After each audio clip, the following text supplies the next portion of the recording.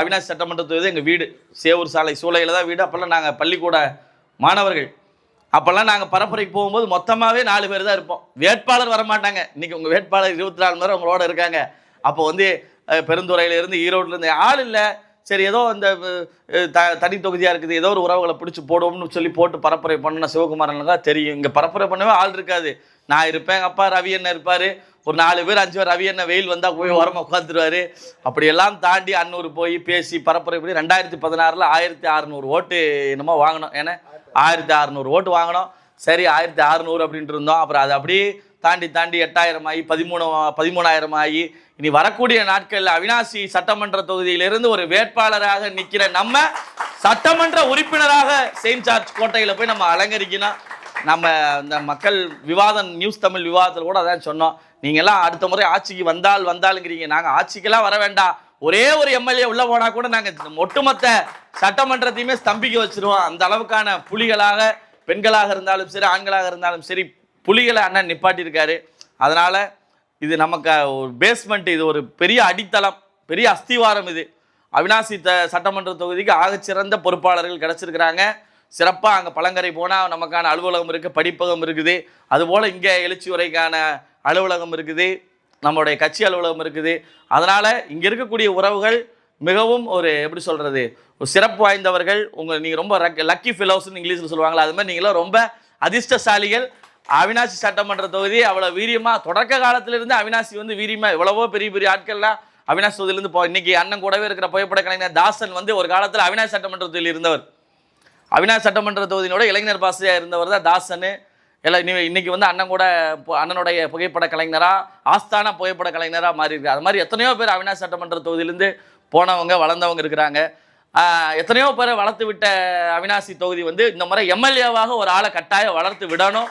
அதுக்கு நீங்கள் அரும்பாடு ஆற்றணும். நமக்கு ஒன்றும் நிறைய நாட்கள் இல்லை, 5 வருஷம் 10 வருஷம்லாம் இல்லை எலெக்ஷனுக்கு.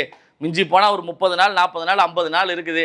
அதனால் இந்த தூக்கத்தை கலைந்து இரவு பகல் பாராது நம்முடைய மூச்சை பேச்சாக்கி பேசுறதுக்கு நான் எங்களை போன்ற பேச்சாளருக்கு நான் இருக்கிற அன்பு கொற்றவை சிவா இருக்காரு. அதுபோக பெரும் பேச்சாளர் அண்ணன் கோடிஸ் அவர் இருக்காரு. ஒரு எவ்வளவோ பேர். ஏன்னா மற்ற கட்சியில் பேச்சாளரை பார்த்து கட்சிக்கு வருவாங்க, நம்ம கட்சியில் அப்படி இல்லை. இங்கே இருக்கிற எல்லாருமே பேசுவாங்க, மைக்கு நிட்டுங்க, எல்லாருமே 10 நிமிஷம் 20 நிமிஷம் எல்லாருமே தங்களுடைய கருத்துக்களை, ஏன் நாம் தமிழ் கட்சிக்கு வந்தோம், சீமானை பிடிக்குது, ஏன் பிரபாகரனை நாங்கள் பேசுகிறோம், ஏன் ஈழத்தை, எல்லாருமே பேசுவீங்களே பா. எல்லாருமே அவங்களுடைய பக்கத்து வீடு ஏற்று வீடு நம்மளுடைய பகுதியில் எல்லாருமே பேசுவோம்.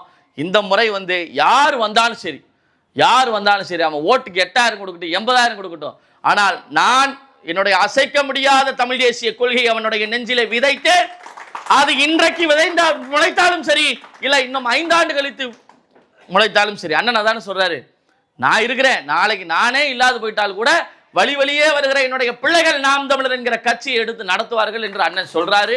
அதுபோல நம்முடைய சகோதரர் அண்ணன் சீமான் அவர்களோடு திருநெல்வேலியில பனையேறும் போராட்டத்தில் ஈடுபட்ட நம்முடைய அன்பு சகோதரர் வந்திருக்காரு. நம்முடைய அலுவலக திறப்பு விழாவுக்கு வந்திருக்காரு. அவரு மிகவும் சிறப்பாக பேசுவார். அவருடைய காணொலிகள்லாம் இன்ஸ்டாகிராமில் பார்த்தீங்கன்னா நம்மளாச்சும் நம்ம கட்சி கூட்டத்தில் பேசுகிறான். அவர் இந்த நாடார் சங்கம் அது இதுன்னு போய் ஒரு 50 கட்சிக்காரங்க உட்கார இடத்துலேயே கருணாநிதியை பயங்கரமாக போட்டு பொழந்து எடுத்துட்டு வருவார். அவ்வளவு சிறப்பாக பேசக்கூடிய ஒருவர். இதை போல் 1000 பேர் இந்த கூட்டத்தில் இருக்கிறோம், 1,00,000 பேர் இந்த கூட்டத்தில் இருக்கிறோம். அதனால் கவலைப்படாது, நீங்கள் களமாடுங்க. நான் அவினாசி சட்டமன்ற தொகுதியை பெருசாக நம்பி இருக்கிறேன். இந்த முறை நீங்கள் அசைக்க முடியாத ஒரு வலுவான வெற்றியை நீங்கள் தரணும். எவ்வளவோ ஆகச்சிறந்த பொறுப்பாளர்கள் இருக்கிறாங்க. ஐயா மருத்துவர் சதீஷ் ஐயா அவர்களுக்கு வேண்டுகோள், அண்ணன் வெங்கடாசலபதி அண்ணனுக்கு ஒரு வேண்டுகோள். அடுத்த முறை நான் இந்த எழுச்சி உரைக்கு இன்டர்வியூ கொடுக்கணும்னு சொல்லி கொற்றவை சிவா சொன்னார். ஒரு ஏசி ஒன்று போட்டு விட்டிங்கன்னா ரொம்ப சிறப்பாக இருக்குன்னு சொல்லி இப்போவே எல்லாரும் முன்னாடி கோரிக்கை வச்சிட்றேன். சதீஷ் ஐயா நாளைக்கே அதை நிறைவேற்றக்கூடிய வல்லமை படைத்தவர். அதனால் ஆவா எல்லோரும் ஓசி கொடுத்து தேர்தலை சந்திக்கிற போது எங்கள் ஐயா ஏசி கொடுத்து தேர்தலை சந்திக்க சொல்கிறார். பிள்ளைகள் சிறப்பாக வேலை செய்யணும் அப்படின்னு சொல்லிட்டு ஐயா செய்வார். அதனால் அடுத்த நிகழ்வு எங்களுக்கு வடக்கில் பரப்புரை இருக்க காரணத்தினால நாங்கள் கிளம்புறோம். அதனால தான் முதல்ல நாங்கள் பேசிக்கிறோம் அப்படின்னு சொல்லி சொன்னோம். அதனால் தயவு செய்து இந்த இடத்த விட்டுறாதீங்க. இது இன்னும் சிறப்பாகணும், செழிப்பாகணும். ஒவ்வொரு முறை இப்போ ஒரு வாரம் இந்த வாரம் வரும், அடுத்த வாரம் வரும், அதுக்கு அடுத்த வாரம் வரும்போது ஒவ்வொரு வாரமும் பார்க்குற போது ஒவ்வொரு புதினங்களை இந்த இடத்துல நம்ம கொண்டு வரணும். ஒரு தடவை வரும்போது படிப்பகம் இருக்கணும், ஒரு தடவை வரும்போது செய்தித்தாள்கள் இருக்கணும், ஒரு தடவை அப்படி இதை வந்து ஏதோ சதி செய்யாதான் பராமரிக்கணும், இது அவரோட இடம், அவர் தான் பார்க்கணும் அப்படின்ட்டுலாம் இல்லை. இது நம்ம அனைவருக்குமான இடம். நாம் தமிழராக இன்னைக்கு இது வரைக்கும் திமுகவில் இருந்திருப்பார், இது வரைக்கும் வேற ஒரு கட்சியில் இருந்திருப்பார், இது வரைக்கும் வேற கட்சியிலே இல்லாமல் இருந்திருப்பார். அவர் இன்னைக்கு சீமான் அண்ணனை பார்த்து இன்னைக்கு ஒருத்தர் கட்சியில் இணைகிறாருன்னா கூட அவர் தான் இந்த இடத்தினுடைய ஓனர் என்பதை நம்ம மனசில் நினைச்சுக்கணும். இது எல்லோருக்குமான அலுவலகம், இது பொதுத்தளமா கட்டியாச்சு. இப்போ ஒருத்தர் நான் சொந்த கை காசு போட்டு ஒரு நூலகம் கட்டியிருந்தா அந்த நூலகம் எனக்கானதா? அங்கே வரக்கூடிய படிப்பவர்களுக்கானது, அங்கே வரக்கூடிய அறிவாளிகளுக்கானது. அது மாதிரி தான் நாம் தமிழர் கட்சி. எந்த இடத்துலையும் நம்மளுடைய முன்னோர்கள் படம் வைப்போம், சிலைகள் வைப்போம், அவங்களுடைய புத்தகங்களை வைப்போம். அது மாதிரி இன்னைக்கு ஒருத்தர் கட்சியில் சேர்றாங்கன்னா கூட அவரோட இடம் இது. அதனால் வரக்கூடிய அத்தனை பேருக்கு முக்கியத்துவம் கொடுப்போம், அடுத்தடுத்து நிகழ்ச்சிகளை நடத்துவோம். வரக்கூடிய வெள்ளிக்கிழமை கூட நான் ஐயா சதீஷ் ஐயாட்ட சொன்னேன், இது வரைக்கும் நம்ம இந்த இஃப்தார் நோன்பு திறக்கும் நிகழ்ச்சி வந்து நம்ம இது வரைக்கும் ஏற்பாடு பண்ணதே இல்லை. ஒவ்வொரு கட்சியும் அதை கையில் எடுத்து சிறப்பாக பண்ணுறேன். இப்போ நானே போய் ஒவ்வொரு பள்ளிவாசல்களில் பேசினா கூட ஏன் நீங்கள் அதை செய்கிறது இல்லை அப்படின்னு சொல்லி, ஏமோ இதுதான் பெரிய சமுதாயத்து பாதுகாப்பு மாதிரியும் நம்ம சிஏஏ, என்ஆர்சி, என்பிஆர், வகுப்பு வாரிய சட்டத்திற்கு தான் உசுரை கொடுத்து பேசியிருக்கோம். அது எவனும் பேசுறது இல்லை. நீங்கள் ஏன் ஒரு இஃப்தார் நோம்பு கஞ்சி குடிக்கிறது இல்லை, நீங்கள் ஏன் இது செய்கிறது இல்லைன்னு சொல்லிட்டு அது பெரிய ஒரு மைனஸ் மாதிரி அதை பேசிகிட்டு இருக்கிறாங்க. அதனால் அதை நம்ம திருப்பூர்லேருந்து நம்ம செய்வோம். அது நம்ம அலுவலகம் சிறப்பாக இருக்குது. வெளியே எல்லோரும் டேபிள் சேர்லாம் போட்டு ஒரு நோம்பு கஞ்சியெலாம் வர வச்சு, இப்போ இஸ்லாமியர்களை வர வச்சு, நம்முடைய உறவுகளை வர வச்சு ஒரு சிறப்பான ஒரு இஃப்தார் நோன்பு திறக்கிற நிகழ்ச்சியை வந்து நம்ம ஏற்பாடு செய்வோம் அப்படின்னு. அப்புறம் ஐயா வந்து வரக்கூடிய வெள்ளிக்கிழமை ஏற்பாடு செய்வோம், வார இறுதி நாட்கள்னு எல்லாம் ஓய்வாக இருப்பாங்க அப்படின்னாரு. இரவணர் நாடகத்தில் வரக்கூடிய வெள்ளிக்கிழமை அதை ஏற்பாடு செய்வோம். அது அறிவிப்பு வந்து ஐயா கொடுப்பாரு, செவ்வாய் புதனில் அறிவிப்பு கொடுத்துருவாரு. வெள்ளிக்கிழமை அதை சிறப்பாக நம்ம ஏற்பாடு செய்வோம். அதே மாதிரி நாம் முன்னெடுக்கிற மாதிரி ஒவ்வொருத்தரும் ஒவ்வொரு வாரம் ஏதோ ஒன்று முன்னெடுங்க, ஏதோ ஒன்று நகர்ந்துக்கிட்டே இருக்கணும், இயங்கிக் கொண்டே இருக்கணும்.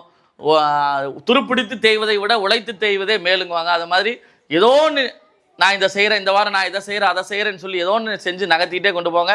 சிறப்பாகட்டும், வெற்றி அடையட்டும். இந்த எழுச்சி உரை அலுவலகத்தை நண்பர் கொற்றவை சிவா அவர்களும் பிரேம் அவர்களும் இன்னும் ஆகச்சிறந்த அறிவாளிகள், இளைஞர் பட்டாளங்கள் இந்த யூடியூப் சேனலை கோடிஸ் அவர்கள், பகவத்து,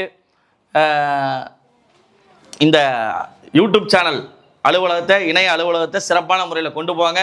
ஆகச்சிறந்த ஆளுமைகள் பல பேர் அந்த அலுவலகத்துக்கு வர வச்சு நீங்கள் நேர்காணல் எடுங்க. அந்த நேர்காலம் உலகெங்கும் இருக்கிற தமிழர்களை தட்டி எழுப்புகிற மாதிரி, நமக்கு தாய் தமிழ் இருப்பதை போல, சாட்டை இருப்பதை போல, அடுத்த இடத்திலே அதுக்கு இணையாக எழுச்சியுரை என்கிற ஒரு சேனலும் இருக்குது என்கிற ஒரு நம்பிக்கையை எல்லாருக்கும் கொடுங்க. நம்மளை எந்த ஊடகமும் காட்டாது. நியூஸ் தமிழ்லே நம்ம போய் பேசுகிறோம்னாலும் நம்ம பேசுகிறக்குள்ளே நெறியாளர் 80 தடவை இடையம் இருக்கிறார். ஏன்னா அவர் மிகப்பெரிய திமுக ஆளை கொண்டு வந்து எல்லா நெறியாளர் போஸ்டிங்லையும் போட்டுறான். அவன் 10 வருஷம் வேலை செஞ்சுட்டு அப்புறம் செந்தில்வேல் மாதிரி போயிடுறான். அதனால் நமக்கு நாமே ஊடகமாக மாறுவோம். நம்மளோட செய்திகளை அவினாசி தொகுதியில் நடக்கிறத, ஆர்ப்பாட்டத்தை, போராட்டத்தை எழுச்சியுரை மூலமாக எல்லோருக்கும் கொண்டு செல்லுங்கள். அதற்கான உத்வேகத்தையும் அதற்கான என்ன சொல்கிறது ஆதரவையும் நாங்கள் முழு நேரமாக தருவதற்கு தயாராக இருக்கிறோம். எப்போது எங்கே என்று அழைத்தாலும் நாங்கள் வருவதற்கு தயாராக இருக்கிறோம் என்று சொல்லி இந்த நிகழ்ச்சியை ஏற்பாடு செய்த அனைத்து உறவுகளுக்கும், எங்களை அழைத்த அனைத்து உறவுகளுக்கும் நெஞ்சம் நிறைந்த நன்றியை காணிக்கையாக்கி எங்களுடைய உரையை முடிக்கிறேன். அன்பும் நன்றியும். நாம் தமிழர்.